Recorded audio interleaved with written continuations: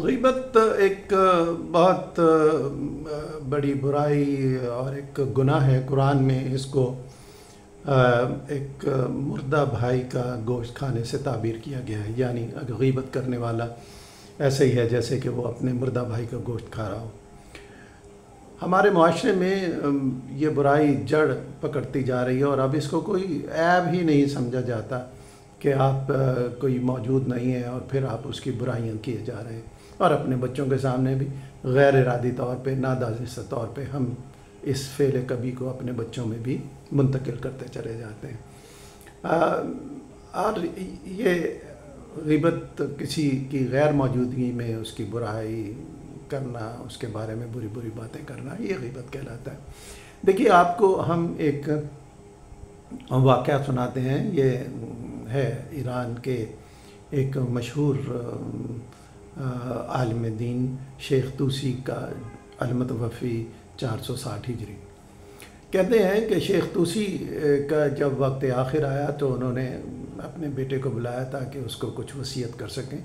जैसे हर दाना शख्स, अच्छा शख्स अपने बच्चों को वक्त आखिर वसीयत करता है ताकि वो उन अल्फाज को हमेशा के लिए याद रखें और उन पर अमल करें।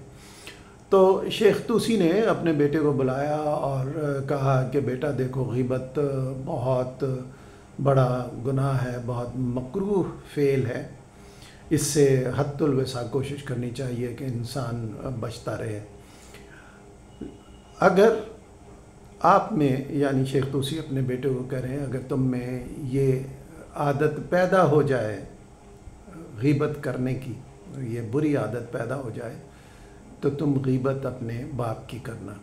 अब बात देखिए कैसा हकीमाना जुमला उन्होंने कहा और किस तरफ हमारी उन्होंने तवज्जो दिलाई। उन्होंने कहा अगर ये बुरी आदत तुम में पैदा हो जाए तो तुम अपने बाप की ग़ीबत करना, ताकि मुझे मुफ्त में तुम्हारे अच्छे अमाल मिल जाएं। यानी तुम्हारे अच्छे अमाल मेरे नामा अमाल में मुंतकिल हो जाएंगे और मेरे गुनाह तुम्हारी तरफ मुंतकिल हो जाएंगे। तो देखिए कैसे हकीमाना अंदाज से उन्होंने अपने बेटे को समझाया ताकि वो इस फ़ेल बद से बचा रहे। हमें कोशिश ये करनी चाहिए कि हम ग़ीबत से बचें।